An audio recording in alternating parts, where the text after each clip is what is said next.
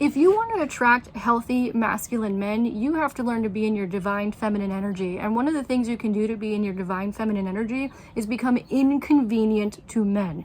Because part of the problem that's going on out here is a lot of you are too easy, right? And I don't necessarily mean like sexually easy, I just mean easy in general. So in this video, we're going to be talking about how to become a challenge, how to become the prize, and how to become inconvenient to men so that they are attracted to you and they actually commit to you. Hi, my name is Amanda. Welcome to this channel where we talk about how to manifest what you want in life without all the extra stress, chaos, and drama that most people are accustomed to. If that's something that you're interested in, make sure to subscribe and hit the notification bell so you don't miss a single video that we have coming out on this channel.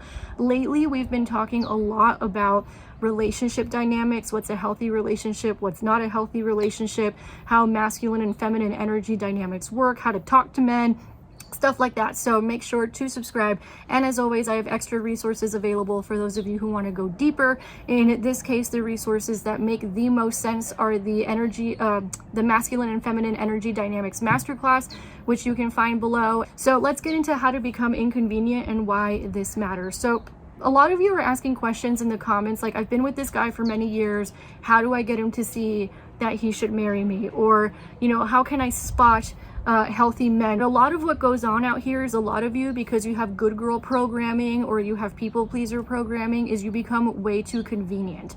And when you're too convenient, what does that look like? It can look like sleeping with a guy too early and being easy in that sense. It looks like cooking and cleaning for a guy who's not your husband. It looks like always being there and being available with your time for people who have not committed to you yet.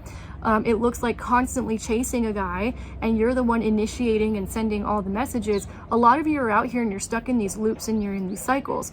And what happens is when you do that, you actually repel healthy masculine men, but you attract unhealthy feminized men who are going to take advantage of you and waste your emotions, your energy, and your time. And if you're a woman of a certain age, especially if you want kids, you do not have a whole lot of time to be wasting on non-committal, feminized, unhealthy dudes. So what you have to learn how to do is actually become inconvenient, because a healthy masculine man, they play for points. They like a challenge. They like to win.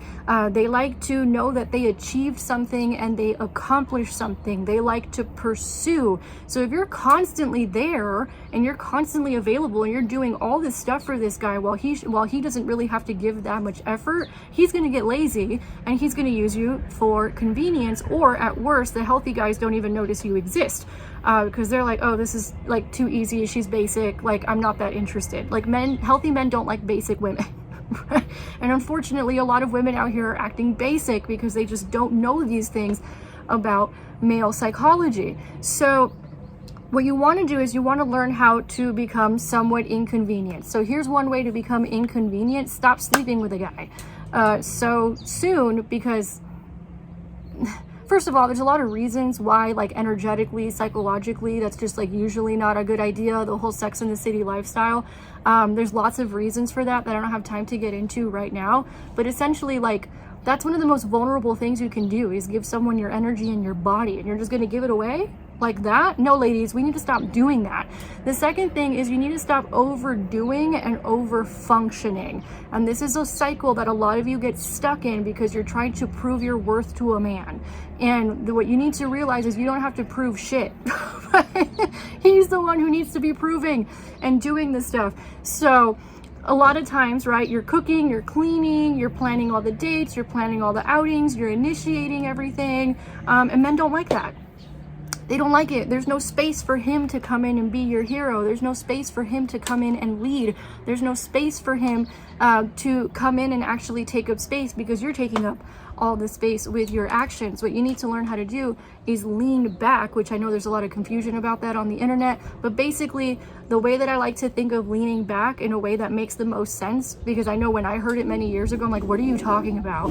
A lot of it just comes down to nervous system regulation and understanding, okay, am I functioning from a place of anxiety and that's why I'm doing these things, or am I functioning from a place of, hey, I'm just having joy, pleasure, and fun? And if you're interested in more nervous system regulation work, check out the Hustle to Harmony masterclass below, because it'll help a lot with that. Because a lot of times what happens is you guys are so anxious that you're just like trying to exert, like express the anxious energy, and it comes out as chasing a guy in all those different ways. And you could be anxious for a million reasons. You might feel like you're running out of time. You might feel like there's no guy out there for you. There's a million and one reasons, but the point is it's anxiety, and you need to learn how to keep that anxiety at bay. And a lot of that does have to do with regulating your nervous system. So the other thing that you have to realize about men is that they love to give to you. Healthy masculine men love to give. And the problem is that many of you don't know how to receive because you are in the overgiver position. So one of the things that I tell all my clients and students, and this is something that I did that manifested my husband in 4 months, is that I actually did this masculine energy experiment. So this was like 3 years ago now, I think. I was like, I'm ready to get married. I'm ready to manifest my husband. And I realized I wasn't that great at receiving. I was in that over functioning mode, and I said, okay, I have to change this. So what I did is I decided to do an experiment, and in that experiment I said I'm going to receive from the masculine in whatever way it shows up. If my dad wants to solve a problem for me, cool. If my brother wants to help me with something, cool. If the owner of the pastry shop in my neighborhood wants to give me a pastry, cool. If one of my male colleagues wants to take me out to dinner and like help me solve a problem at work, cool. I'm gonna do it. I'm gonna receive and receive and receive. By the way, if women were giving to me, I received it as well, right? So but the point was that I got very good at receiving and saying thank you. And what happens is that most women feel very uncomfortable receiving. Again, it's like an anxiety thing, like, oh my God, really? Like you're giving to me? I remember many years ago, before I understood a lot of these concepts, I was dating a guy and he was doing everything right. He was working 12-hour days, but still making time for me. He was driving an hour to come see me. He was taking me out to really nice places for dinner. He even brought me gifts, and I was so freaking uncomfortable, right? And that's where a lot of women are, because we are not comfortable receiving. And I've done other videos as to why that is and how we get there, so make sure to check those out. The point is that we have to get very good at receiving, and most women have it reversed, right? That they are constantly the ones giving and they're barely receiving anything in return. And then finally, and then I got to go actually to a coaching call with one of my private clients. Finally, what happens here is that you have to stop making excuses for men. A lot of you will, big sis Amanda coming in, a lot of you will get with men who have not proven that they can take care of you, who are not showing any commitment toward you whatsoever. They're basically giving you crumbs and making you jump through hoops, but you will do everything to defend this guy and his behavior. A lot of times that has to do with the fact that you feel like either this is as good as it can get. No sis, it's not. It can get a lot better, I promise. A lot better than that. Or a lot of times there's some sort of a reason why you feel attached to this guy. You know, a lot of women have to learn to be attracted to what treats them well and what is good to them and for them. And unfortunately, a lot of women, for lots of reasons I don't have time to get into in this video today, but this is something I work on with private clients, a lot of women are attracted to men who treat them like crap.